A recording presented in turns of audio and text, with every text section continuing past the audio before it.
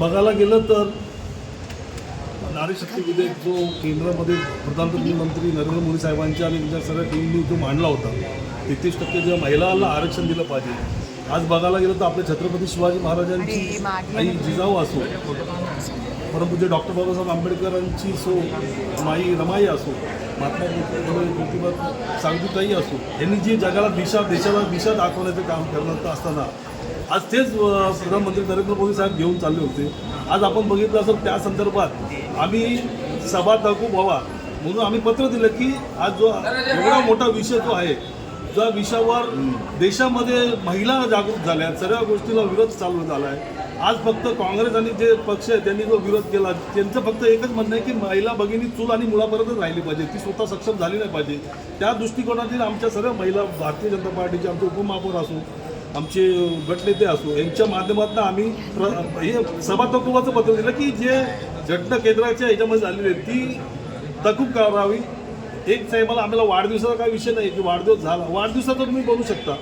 मग त्या धर्तीवर एवढा मोठा जो महिलांवर जो अन्याय झाला आहे, जी हत्या करण्याचा प्रयत्न केला, त्या संदर्भात आम्ही सभा तहकुबाचं पत्र दिलं. त्या संदर्भात सचिवांनी आणि त्या प्रशासनाने तो पत्र घेतलं नाही, वाचलं बी नाही. आम्ही बोललो की वाचून दाखवा आणि त्या संदर्भात आमच्या महिलांनी आणि आम्ही सर्वांनी मिळून हा निषेध प्रशासनाच्या विरोधात केला.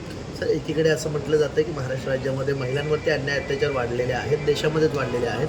मात्र अशा प्रकारचा कायदा यावा अशी पंतप्रधानांची इच्छा होती जेणेकरून महिला सक्षमीकरण झालं पाहिजे. मात्र संसदेमध्ये याला विरोधकांनी विरोध केलेला आहे. हो ना, मग त्यांचं तेच आहे ना की महिलांवर अत्याचार कसे होतील ह्या संदर्भात त्या लोकांचे. आज तुम्ही बघितलं आमचे प्रधानमंत्री असो या महाराष्ट्राचे लाडके मुख्यमंत्री असो, आज गुन्हे उघडीच येतात. पहिले गुन्हे उघडीच नव्हते, पोलिस डावळले जायचं, पण आता एकही गुन्हा ज्या महिला कुठली गेली तर त्या महिलाचं ती केस नोंदवून घेतली जाते.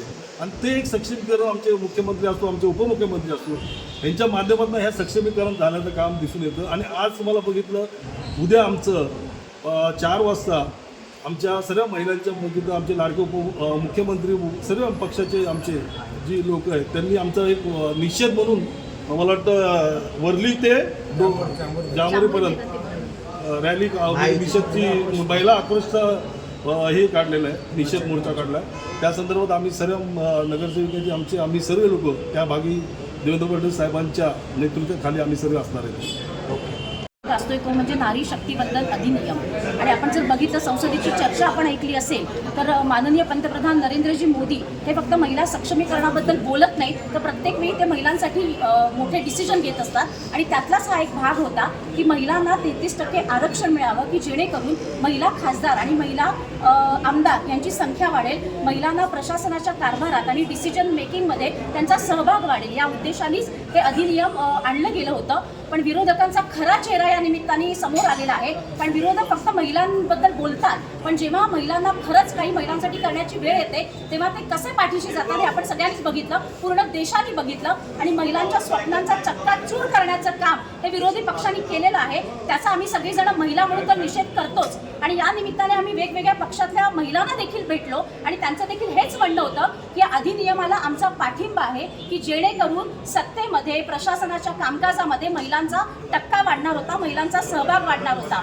पण याला विरोध करून विरोधकांनी आपलं खरं रूप दाखवलेलं आहे, त्याचा आम्ही निषेध करतो. आणि आज तेच निषेधपत्र आमचे नगरसेवक आहेत, आमचे सहकारी भरतजी चव्हाण यांनी याच निषेधाबद्दलचं एक पत्र आजच्या महासभेमध्ये दिलं होतं. आणि परत तोच विषय आहे की आम्ही फक्त तेच म्हटलं की ते निषेधाचं पत्र वाचून दाखवा. पण अख्ख्या देशामध्ये जो विषय चालू आहे ते आपल्या महापालिकेत वाचणं हे गरजेचं होतं, पण ते पत्र आज काही वाचण्यात आलेलं नाहीये. त्यामुळे या गोष्टीचा देखील आम्ही सगळ्या मिळून आज निषेध करतो. तुम्ही सत्तेमध्ये आहात, येत्या काळामध्ये या सगळ्या संदर्भात कशा प्रकारे पाठपुरावा असणार किंवा निषेध आपण व्यक्त केलेलाच आहे. महापौर असतील, उपमहापौर असतील यांच्यासोबत बैठक घेऊन या संदर्भात काही तोडगा काढण्यासाठी काही बोलणार आहात? बघा, कसे आम्ही सत्तेत असलो तरी भारतीय जनता पार्टीचे सगळे नगरसेवक योग्य विषय घेतात आणि तो जर विषय कधीच लागला नाही तर त्यासाठी योग्य पाठपुरावा देखील करतात. आणि त्याच्यामुळे आज जे आम्हाला पत्र वाचून दाखवण्यात आलेलं नाहीये, पण ते पुढच्या महासभेमध्ये हे पत्र देखील आम्ही वाचायला सांगू आणि या गोष्टीवरती आम्ही चर्चा देखील करू.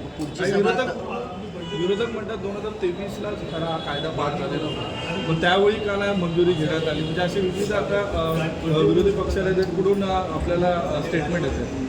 नारी शक्ती वंदन अधिनियम याचा जर खरंच कोणी अभ्यास केला असेल ना तर 2023ला महिला आरक्षण हे नक्कीच मंजूर झालेलं आहे. पण आत्ताचं जे अधिनियम आणलं होतं तर तरतूद अशी करण्यात आली होती की जे पुरुष प्रतिनिधी आहेत त्यांच्या कुठेही जागा कमी होऊ नयेत, त्याच्यामुळे सीट वाढवण्यात यावा अशा तरतुदीचं हे नियम आणण्यात आला होता. पण ज्याला विरोधकांनी विरोध केला, कारण आमचं असं म्हणणं होतं की जे आहेत त्यांच्यावरती देखील अन्याय होऊ नये आणि महिलांचा टक्का देखील वाढावा असा सर्वांगीण विचार करून पंतप्रधानांनी हे विधेयक सादर केलं होतं. पण ज्याला विरोधकांनी मंजूर केलं नाही आणि त्याच्यामुळे विरोधक महिलांबद्दल काय विचार करतात हे पूर्ण देशासमोर आता जगजाहीर झालेलं आहे. ओके.